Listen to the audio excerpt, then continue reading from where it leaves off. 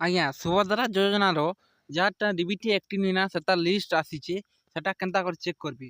First করে তো ଆପଣଙ୍କର କ୍ରୋମ୍ ବ୍ରାଉଜର୍କେ ଯିବେ। କ୍ରୋମ୍ ବ୍ରାଉଜର୍କେ ଯେନ୍ତା ଯିବେ ଇନେ ଲେଖିଦେବେ ସୁଭଦ୍ରା ଯୋଜନା।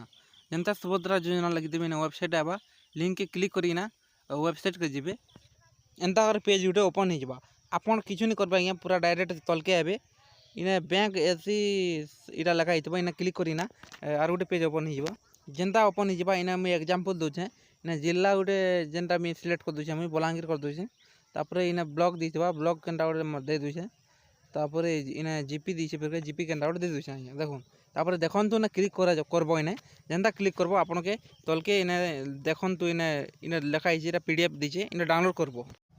ଯେନ୍ତା କ୍ଲିକ୍ କରିଦେବ ଏନ୍ତାର ପିଡିଏଫ୍ ଡାଉନଲୋଡ୍ ହେଇଯିବା ଆପଣଙ୍କର ଗାଁ ଲିଷ୍ଟ ଇନେ ବାହାରି ଯିବା।